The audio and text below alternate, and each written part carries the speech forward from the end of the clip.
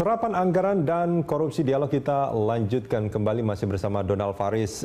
Mas Donald, ini kan menarik tadi kalau dikatakan bahwa ya banyak misalkan yang ini pengguna anggarannya itu sebetulnya orang-orang yang bersih dalam tanda kutip, itu harus dibuktikan juga kan.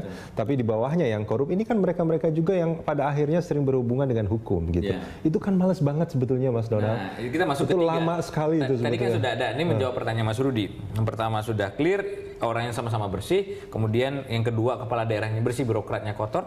Yang ketiga, ada juga kepala daerahnya yang kotor, tapi birokratnya bersih. Nah, orang ini memang takut kemudian melakukan lelang, tender segala macam. Karena yang masuk bui dia duluan. Kepala daerah kan diproteksi oleh konfigurasi politik, afiliasi dengan penegak hukum, dan seterusnya. Nah, terus terang memang ini akan berpotensi untuk satu sisi baik untuk memproteksi birokrat bersih. Sekali lagi, baik untuk memproteksi birokrat bersih. Di sisi yang lain, pedang bermata dua, ini akan jadi jalan mulus bagi oknum kepala daerah yang jenis ketiga tadi, yang korup tetapi birokratnya bersih, untuk melakukan korupsi. Karena banyak, Mas Rudi, fakta di lapangan dari berbagai macam kasus-kasus korupsi yang ditemui, birokratnya dipanggil oleh kepala daerah untuk diarahkan. Jadi panitia lelang dipanggil, tolong menangkan A, B, C, dan D dalam paket tender ini. Itu banyak sekali. Nah, ini kalau kita lihat dari tipologi ini, dari 4 tipologi itu, mana yang paling banyak sebetulnya terjadi di Indonesia dari penelitian ICW? Yang banyak terjadi di Indonesia, kita tidak punya persentase yang paling pasti untuk bisa. Paling tidak yang sudah berhubungan dengan kasus hukum. Kalau berkaitan dengan kasus hukum pasti 3. Pertama, birokratnya kotor, dan kemudian kepala daerahnya kotor. Itu tipologi keempat itu. Yang ketiga itu adalah kepala daerahnya kotor tapi birokratnya bersih. Sehingga potensi peraturan anti kriminalisasi hanya akan baik untuk melindungi birokrat-birokrat yang bersih, tetapi justru akan menguntungkan birokrat korup dan kepala daerah korup. Ini sudah tersambung Pak Isran Nur, Ketua Dewan Pembina Apkasi. Pak Isran Nur, selamat pagi Pak Isran. Selamat pagi. Ya, Pak Isran, di studio juga ada Mas Donald Faris dari ICW ya. Pak Isran, ini kalau kita bicara rencana pemerintah untuk mengeluarkan satu aturan yang memberikan jaminan kepada kepala daerah untuk menggunakan anggaran tanpa harus takut nanti tersangkut kasus-kasus korupsi. Menurut Anda, apakah ini akan memberikan sentimen positif dalam penyerapan anggaran nantinya, atau justru akan memberikan sentimen positif bagi orang-orang yang berniat untuk korupsi sebetulnya? Iya, jadi yang pertama saya selalu berpikir positif. Kalau ada upaya pemerintah untuk membuat sebuah aturan yang tujuannya adalah untuk memperbaiki sistem, itu saya pasti dukung, ya.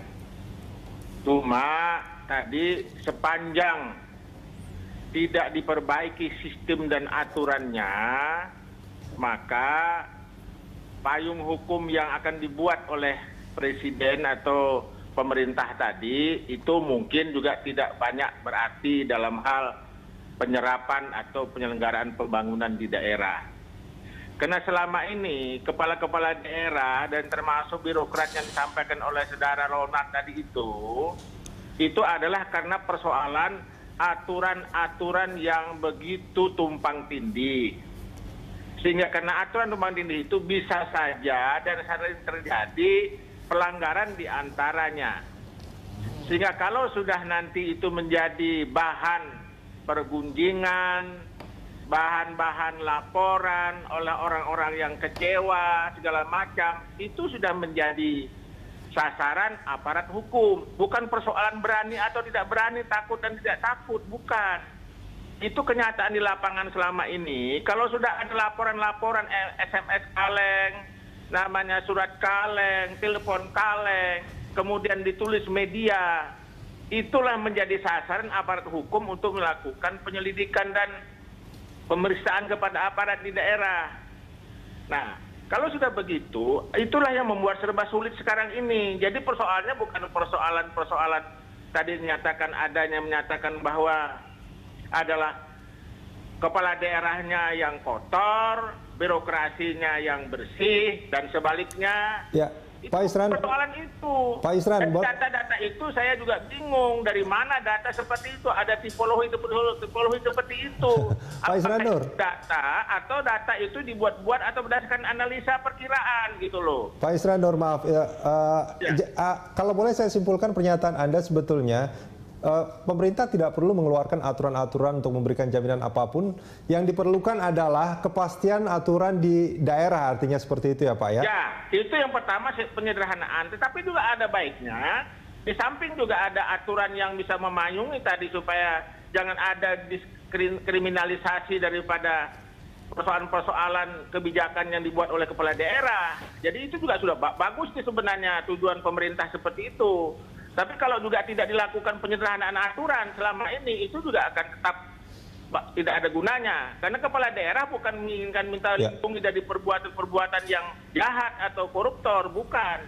Tapi adalah hal-hal yang tadi sifatnya diskresi, kebijakan itu yang sebenarnya jangan dibawa ke ranah pidana.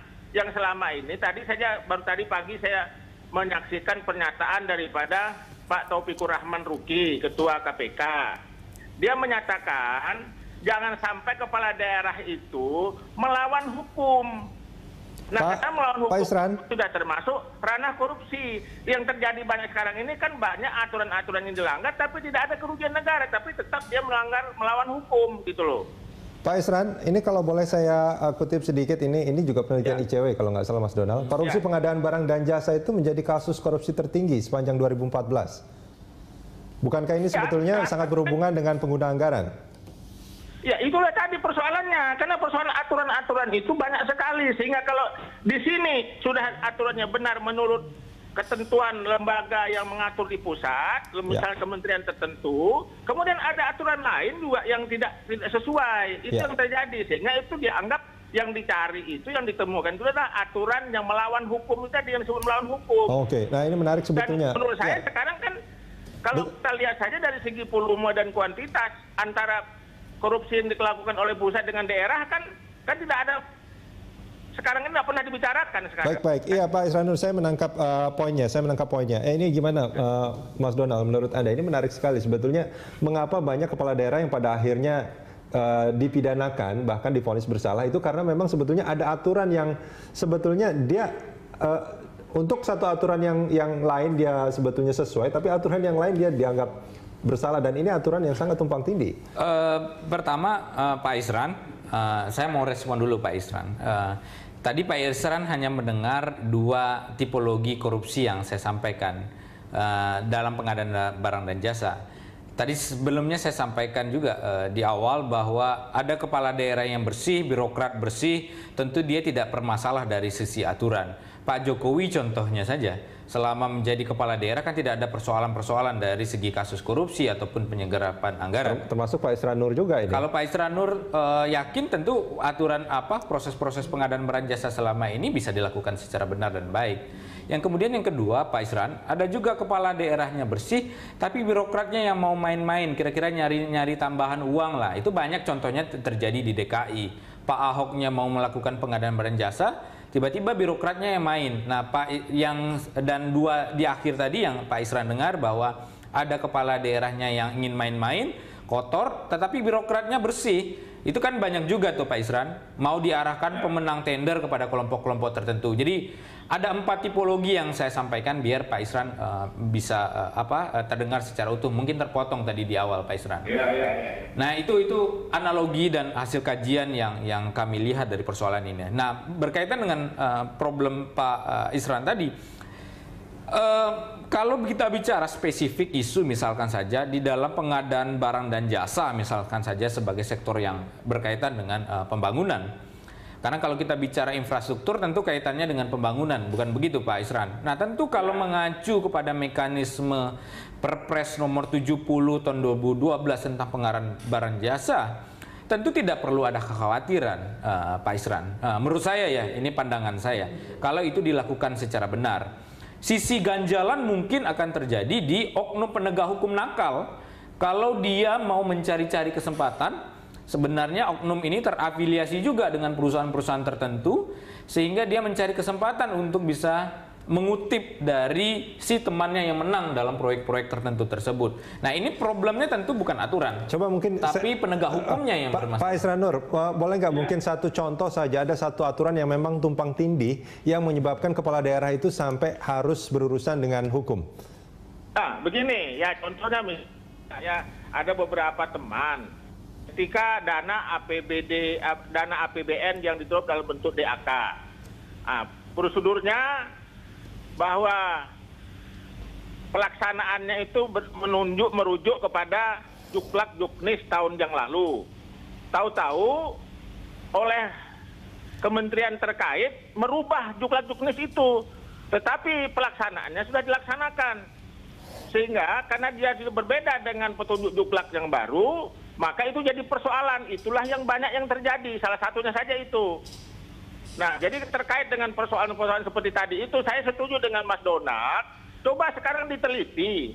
Yang jadi persoalan itu adalah bagaimana aparat hukumnya ini juga memang harus bersama-sama. Saya kira juga aparat hukum tidak salah. Karena kalau dia dilaporkan ada persoalan pelanggaran melawan hukum, apakah itu sudah jelas pasti merugikan negara atau tidak, ini juga yang menjadi bahan dan menjadi referensi kita semua. Artinya sebetulnya Pak Isran, kalau boleh saya simpulkan sebetulnya bukan tumpang tindih, tapi ada peraturan yang tiba-tiba diubah gitu ya. Salah satu saja, tapi ada aturan misalnya dalam hal penggunaan uang berdasarkan Undang-Undang Nomor 17.